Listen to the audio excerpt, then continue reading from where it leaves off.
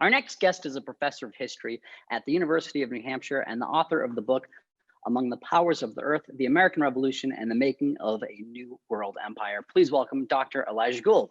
Thank you so much for being here. Thank you, Rob. It's great to be here. One of your central themes is the importance of the new nation of America being treaty-worthy. Why was that so important? Actually, when I'm teaching my classes, I invite my students to think about what do you need to do if you declare independence? Let's say we declared independence and we became History 603 nation. What would have to happen for that to be a reality? And, the first answer is we'd have to avoid being, committed because we'd gone insane. But, basically anyone can declare themselves to be anything. But there's always another side to that, and that is acceptance. And when you declare independence, that's only the first step. There is another step, and that step involves being accepted, in the case of the United States, by the powers of the earth. Do you have a lot of confidence in the governing abilities of History 603? Some semesters are better than others, Rob.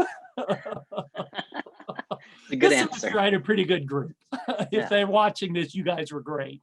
You talk in your book about an early treaty where John Adams attempted to get France to concede that Canada belonged to the United States. Did that work? Vraiment. No, it didn't. Yeah, so what you're referring to is right after Congress adopted the Declaration of Independence, signed it and all that, they set about doing two other things. One, they started drafting Articles of Confederation. There are actually three parts to independence. Declaration, you need to have a governing document, which was the Articles of Confederation. And they also started drafting what they called a model treaty or a plan of treaties to guide their relations with their allies in Europe. And the ally they're thinking of is France. And as part of that, because of course, those of you who know your history will recall that France not too long ago had been a major colonial power in North America, including Quebec. That was the big French colony. So the model treaty laid out those parts of the British Empire that France would recognize as potentially part of the United States. And they included Quebec, Nova Scotia, Newfoundland, Bermuda, the Bahamas, and the two Floridas, East and West Florida, which were British colonies at this point, all of them British colonies. And so we get there the sense of the United States as the authors of this document, the lead author was John Adams, imagined it in 1776. Needless to say, that's a nation that's never existed. But, it's a reminder of just how fluid and in play things like the nation's boundaries were going to be. You also talk in your book about the perception that the slave trade was not perceived as a practice becoming of a treaty-worthy nation. But regardless, slavery persisted. Why do you think that was? So the moment of the American Revolution is also a moment when Europeans are starting to wake up and smell the coffee and question the morality and the legality of slavery. That includes both the slave trade, that is the kidnapping of Africans in Africa and shipping them to the New World, and then the practice of slavery itself. So the United States, or Congress, speaking on behalf of the 13 states in 1776, is trying to convince the nations of the earth, which means in practice European nations, that they are worthy of independence, worthy of entering into treaty relationships with. And so one of the things they do is they embrace the cause of opposing the slave trade. and there's a lot being written about the slave trade at this point. I mean, they're horrible stories. I mean, everything about slavery is awful, but the slave trade particularly gripped people's attention. So even though the slave trade is still legal in Britain, France is engaged in it, most European powers are themselves involved in the slave trade. Congress they enact resolutions against it, and many states start taking steps to curtail the slave trade. And I argue, I mean, there are other reasons behind this. This isn't the only reason, but in part, it's to make put the United States on the right side of history, if you will, and to show that Americans were determined to be a civilized people. So that's the slave trade.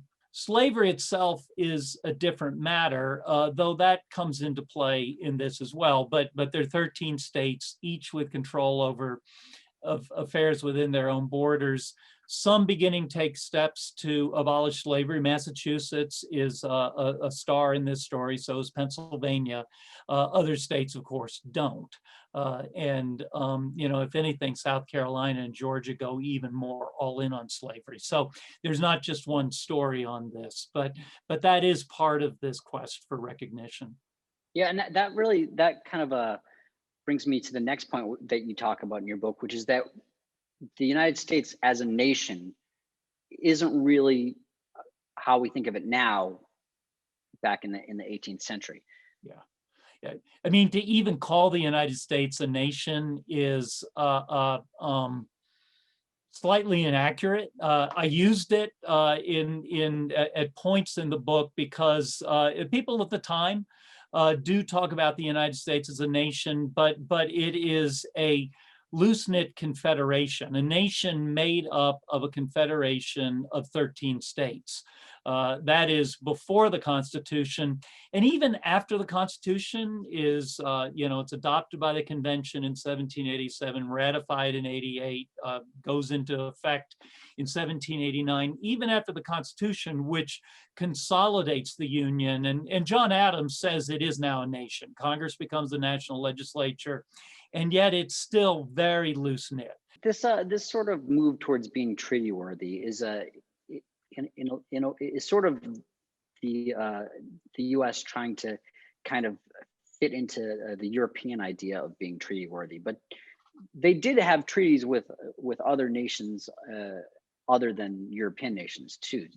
The first treaty under the new Constitution in 1790 is between the United States and the Creek Nation. The Creek is the big, most powerful indigenous nation in the Southeast. And the chief of the Creeks, a man named Alexander McGillivray, comes to New York.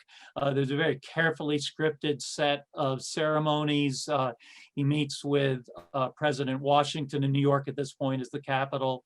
Abigail Adams is totally swept off her feet by him. He's handsome, he's urbane, and they signed this treaty, and it's actually that Creek Treaty that sets the precedent for what the ratification ceremony will be like in the Senate. So actually, the United States' first international treaty under the new Constitution is with an indigenous power, the Creek Nation.